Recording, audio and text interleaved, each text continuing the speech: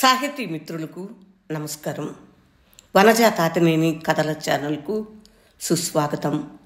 విభిన్న కథల సమాహారం వనజా తాతినేని. మిత్రులారా, ఈరోజు నేను వినిపించబోతున్న కథ మనస్కారం. మూల రచన జిలానీ బాను. ఉర్దూలో రాసిన ఈ కథకు తెలుగు అనువాదం దాశరథి రంగాచార్య. మిత్రులారా, ఎప్పుడూ చెప్పే సంగతే చెప్తున్నాను. ఈ కథ చిన్నది, పూర్తిగా వినండి. విన్న తర్వాత మీ స్పందన తెలియజేయటం మర్చిపోకండి. ఇప్పుడు కథలోకి వెళ్ళిపోదాం. మనస్కారం. చిన్న తాళం చెవి టేబుల్ సొరుగులో చిన్న డబ్బాలో వేసి దాచాను. అది ఏ తాళానిదో తెలియదు. చాలాసార్లు ప్రయత్నించాను, గుర్తుకు రాలేదు. ఎక్కడి నుంచి వచ్చింది అది నా ముందుల డబ్బాలోకి? ఏమో తెలియదు. అయినా అనుకున్నాను, తాళం చెవి భద్రపరచడం మంచిది. ఎవరికి తెలుసు, ఏదో ఒక తాళం దాంతో రావచ్చు. అందుకే ఉండనిచ్చాను డబ్బాలో. నా హృదయ పేటికలో ఎన్నో రహస్యాలు, ఆశలు, ఆశయాలు, కోరికలు ఉన్నాయి. అవన్నీ ఏదో తాళం చెవి కోసం నిరీక్షిస్తున్నాయి. నాలో ఏముంది? ఈ విషయం చాలా కాలంగా ఆలోచిస్తున్నాను. నేను చూస్తున్నాను చాలామందిని. వారు నవ్వుతున్నారు, ఏడుస్తున్నారు. వాస్తవంగా ఆ నవ్వు, ఆ ఏడుపు వారి హృదయ కుహరాల్లో నుంచి ఉబికొస్తుందా? అంత కన్నీరు వారి గుండెల్లో నిలిచి ఉందా? నేను వారి గుండెల్లోకి ఏల తొంగి చూడలేను. వారి శరీరాలు చీల్చి వారి ఆత్మను ఎందుకు పరికించలేను? అది నా అసక్తత. దాని మీద నాకు కోపం వస్తుంది, చిరాకు కలుగుతుంది. ఒక్కోసారి అన్నీ త్యజించాలనిపిస్తుంది. వైద్య విద్య, అద్వేషు ప్రేమ, మాతృవాత్సల్యం అన్నింటినీ వదిలేయాలనిపిస్తున్నది. అసలు జీవిత రహస్యం ఏమిటి? జీవితానికి అర్థం ఏమిటి? కొన్ని విషయాలు నమ్మశక్యం కావు, వాస్తవానికి అతి దూరంగా ఉంటాయి. అసలు వాస్తవం ఏమిటి? సత్యం ఏమిటి? ఇది నా అన్వేషణ. అద్వేష్ ప్రేమలో అన్నీ మరుస్తాను. అతని వాగ్దానాలు, అతని కోరికలు, అతని వలపులు అన్నీ మరిపిస్తాయి. ఒక్కోసారి ఆశ్చర్యం అనిపిస్తుంది. సర్వదా అద్వేష్ ఆలోచనల్లో మునిగి ఉంటాను. జీవితపు ప్రత్యంగంలో, ప్రతి అణువులో అతన్ని చూస్తాను. ఇది వాస్తవంగా సులభ సాధ్యం కాదు, కానీ చాలా సులభంగా నాకు సంబంధించిన తాళాలన్నింటినీ అతనికి అప్పగించాను. అద్వేష్ అమాయకుడంటుంది అమ్మ. జీవితం ఎల్లప్పుడూ ఇంత అందంగానూ ఇంత రమ్యంగానూ ఉండదు అనే విషయం కూడా ఎరుగదు. కానీ నేను ఈ విషయాలు ఎన్నడూ ఆలోచించలేదు. నాకు అద్వేష్కు ఉన్న వలపును తూకం చేయటానికి ప్రయత్నించలేదు. అయినా అతని విషయంలో అనేక అనుమానాలు. ఇదంతా దగ, మోసం. లోకం నిండా కుట్ర, కపటం నిండి ఉన్నాయి. దీనితో నాకు ఎలాంటి సంబంధం లేదు. మానవ హృదయంలోకి తొంగి చూడటం చేతకానంత వరకు అద్వేష్తో సహితం నాకు ఎలాంటి సంబంధం లేదు. అతను తన ప్రేమ విషయంలో వేలకు వేలు చెబుతాడు. నాకు నమ్మకం కలిగించాలని యత్నిస్తాడు. నాకు వేల అనుమానాలు కలుగుతాయి. నేను అనుమానాలలో మునిగిపోతాను, ఉక్కిరి బిక్కిరి అవుతాను. అద్వేష్ హృదయ పేటికలో నేను ఒక్కర్తనే ఉన్నానని ఏమిటి నమ్మకం? అతని హృదయ కవాటాలు మూసి ఉన్నాయి. అది ఏదో ఒక తాళం చెవి కొరకు నిరీక్షిస్తూ ఉండవచ్చు. ఆ తాళం చెవి ఏ టేబుల్ సొరుగులోనో నిద్రిస్తూ ఉండవచ్చు, కావచ్చు. మెడికల్ కాలేజీ డాక్టర్ సూరి ఒకసారి డిసెక్షన్ హాలులో అన్నారు, స్త్రీలు పురుషులు ఉభయులు మానవులే, అయినా వారి రక్తంలోనూ ప్రకృతిలోనూ వ్యత్యాసాలు ఉన్నాయి. ఇక్కడి నుంచే మానవ శరీరాన్ని గురించి రీసెర్చ్ విడిపోతుంది. మేమంతా హాల్లో కూర్చున్నాం. మాలో అబ్బాయిలు ఉన్నారు, అమ్మాయిలు ఉన్నాం. అందరము డాక్టర్ సూరి చెప్పే నోట్స్ రాసుకుంటున్నాం. పురుషుని శరీరం కోసి చూస్తే నేను వణికిపోయాను. నేను అగ్నేష్ను డిసెక్షన్కు గురి చేయనా? అతని గుండె చీల్చి చూడనా? ఆ రాత్రి అనేక సార్లు అద్వేష్ శరీరాన్ని శస్త్రం చేశాను. డాక్టర్ సూరి అనేక గుర్తులు చూపాడు. వాటన్నింటినీ పొడవైన గోళ్లు గల నా వేళ్లతో వెతికి చూశాను. అయినా నాకేమీ దొరకలేదు. మనసు కనులు తెరిస్తే చిత్తశాంతి లభిస్తుంది. మా అమ్మమ్మ అంటుండగా విన్నాను. మనసు కనులు? నేను నా మనసు కనులు తెరుస్తాను. అలా చేస్తే అందరి మనసులు చూడవచ్చేమో. అద్వేష్ హృదయం చూడగలనేమో. చూస్తాను, అందులో నేనున్నానో లేనో. అవును, మగవాని వలపును నమ్మిందెవరు? వట్టి మాటల పుటకం కావచ్చు. అతని గుండెలో మరో గులాబీ లాంటి కన్నెపిల్ల ఉండవచ్చు. మానవ హృదయ రహస్యాలు తెలుసుకుందే నేను డాక్టర్ను ఎలా అవుతాను? ఇతరుల బాధలు ఎలా తొలగించగలను? మానవుని దుఃఖం మందులతో దూరమయ్యేదా? హృదయ పేటికను తెరిచే తాళం చెవి ఎక్కడా దొరకలేదు. వెదకలేదని కాదు, అన్ని కోణాలను గాలించాను. సాలీడు గూళ్ళు నిండిన చీకటి గదులను వెతికాను. ఒక్క రాత్రి నిద్రలో ఉన్నాను. ఉలిక్కిపడ్డాను. వెలుగువాగులు కనిపించాయి. అవి నన్ను ముంచెత్తాయి. రాత్రి బంగారు కిరణాలతో వెలిగిపోతుంది. ప్రతి వస్తువు నా ముందు బృహత్తరంగా నిలిచింది. ప్రతిదీ శుభ్రంగా ఉంది, శుచిగా ఉంది, దిగంబరంగా అందంగా కనిపించింది. నేను పడకమెంచి లేచాను. నలువైపులా చూచాను.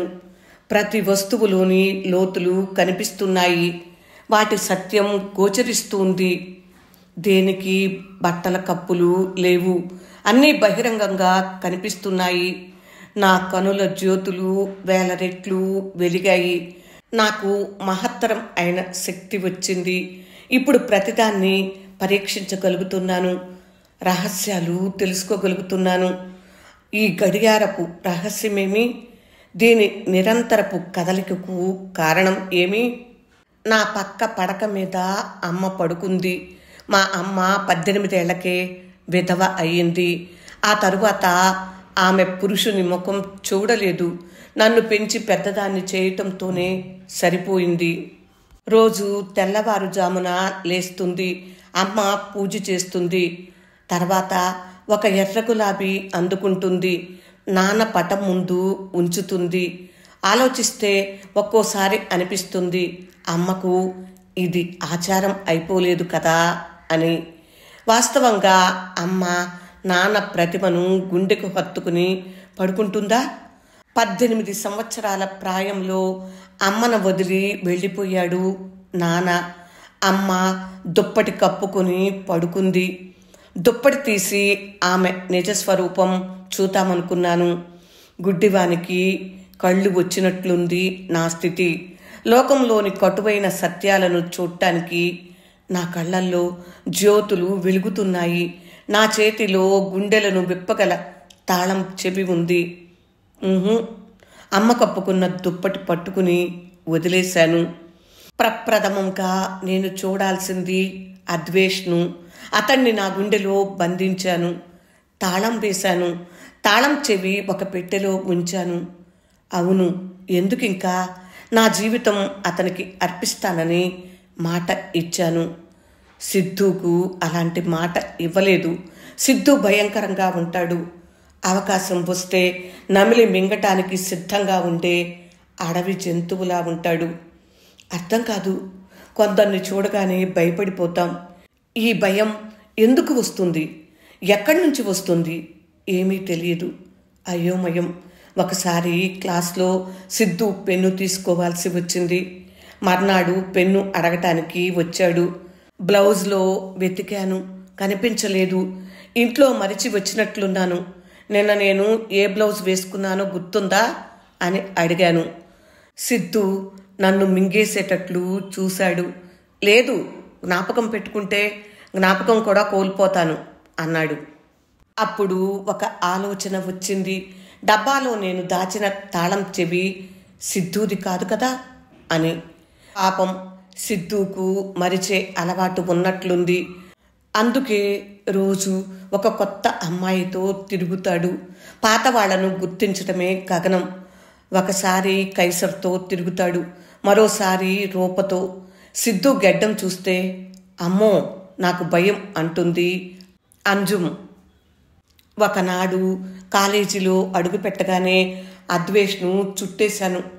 అదిగో సిద్ధు వస్తున్నాడు, అమ్మో అతడంటే నాకు భయం అన్నాను.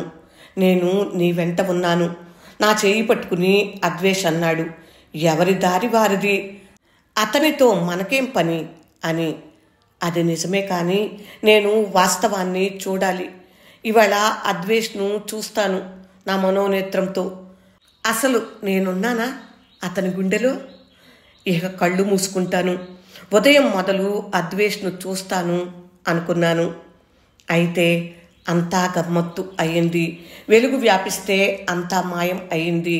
నా మనోనేత్రపు అసామాన్యమైన వెలుగు లేదు. వెలుగు వల్లువా అంతరించింది. మళ్ళీ నేను చిన్న చిన్న కళ్ళ పిల్లనే. గాగుల్స్ పెట్టుకుని కాలేజీకి వెళ్తాను. నా వెనుక జనం గుంపులు, సైకిళ్ల మీద, కార్లలో, కాలినడకన. అందరూ గుండెలో వేల రహస్యాలు బంధించి ముఖాల మీద రంగు పులుముకుని సాగుతున్నారు. ఆస్పత్రి ఆవరణలో అడుగుపెట్టాను. గుమ్మానికి అడ్డంగా నుంచున్నాడు సిద్ధు. ఏదో మ్యాగజైన్ చూస్తున్నాడు. ముఖం మీద ఊయాలనిపించింది.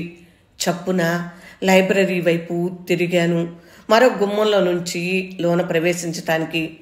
ఒక్కోసారి మనకు అనుమానం కలుగుతుంది. ఎవరో వెంటాడుతున్నట్లు, ఎవరో మనని గుచ్చి చూస్తున్నట్లు. వెనక్కు తిరిగి చూస్తే ఎవరో ఒకరు ఎదురు పడతారు. ఇప్పుడు అలాగే జరిగింది. నేను వెనక్కి తిరిగి చూస్తాను. అద్వేష్ వస్తున్నట్లు కనిపిస్తాడు. ఎప్పుడు చూసినా అద్వేష్ కనిపిస్తాడు. ఎక్కడ చూసినా అద్వేష్ కనిపిస్తాడు. అద్వేష్ అద్వేష్ నా నాళాలలో రక్తంగా ప్రవహిస్తున్నట్లు అనిపిస్తుంది. అవును, చూడాలి.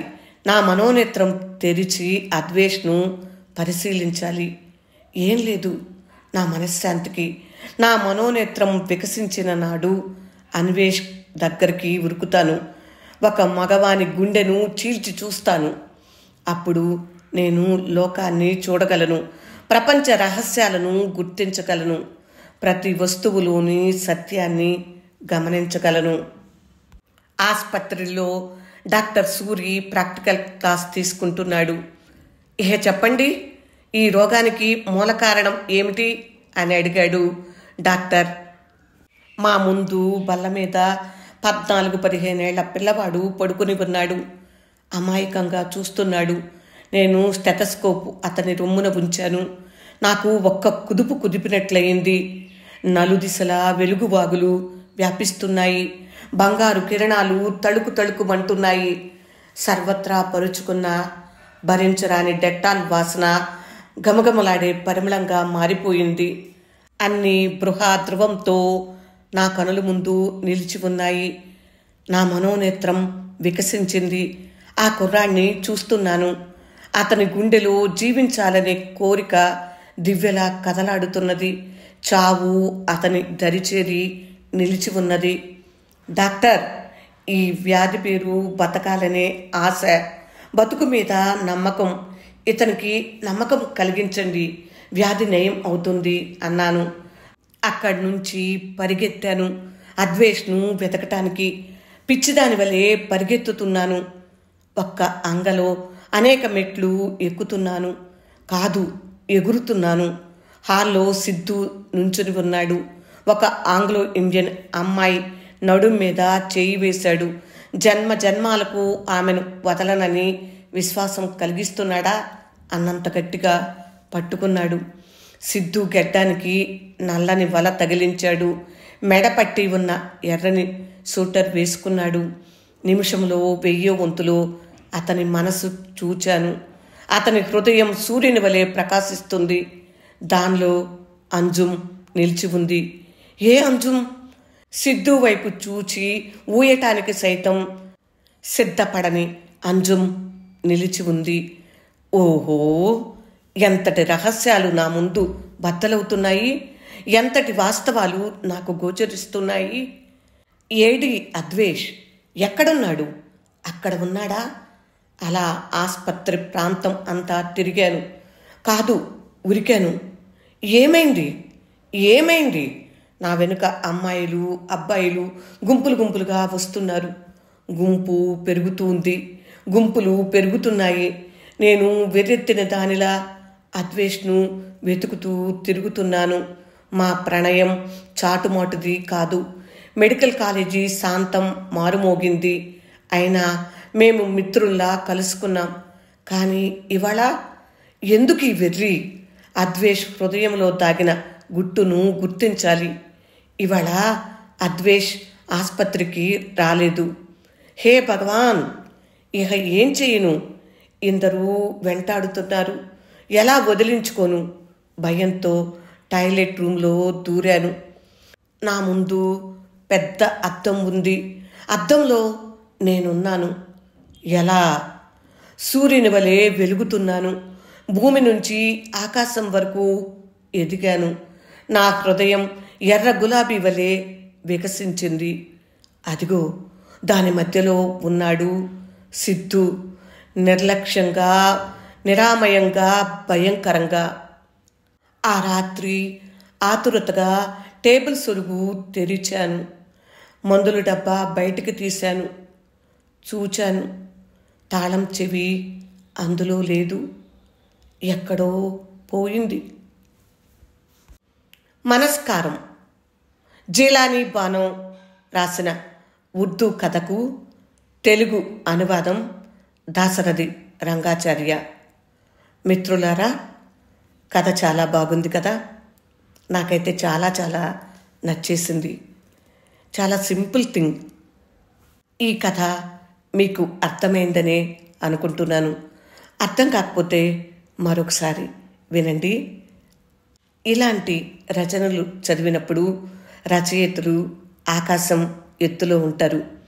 నేను ముందుగా ఒక పాఠకురాలిని, తర్వాతే రచయితగా మారాను. ఒక పాఠకురాలిగా నాకు ఇలాంటి కథలంటే చాలా ఇష్టం. జీలానీ బానో గారి కళానికి హృదయపూర్వకంగా నమస్కరిస్తున్నాను. అనువాదం చేసిన రంగాచార్య గారికి వేనవేలు నమస్కారాలు. ఇంత మంచి కథ నేను చదవగలిగాను అంటే వారి పుణ్యమే కదా. మీకు ఈ కథ ఎలా అనిపించింది? నచ్చిందా? నచ్చినట్లయితే లైక్ చేయండి. ఇంకా మీ బంధువులకు, మిత్రులకు షేర్ చేయండి. నా ఛానల్ సబ్స్క్రైబ్ చేయనట్లయితే సబ్స్క్రైబ్ చేయండి. ఇలాంటి మంచి మంచి కథలు ఎన్నో ఈ ఛానల్లో పొందుపరిచి ఉన్నాయి.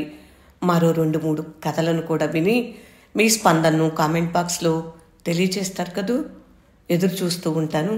మళ్ళీ మరొక కథతో మీ ముందుకు వచ్చేస్తాను. అప్పటి వరకు సెలవు. మరి విభిన్న కథల సమాహారం వనజ తాతినేని. వింటున్నందుకు హృదయపూర్వక ధన్యవాదములు. నమస్తే.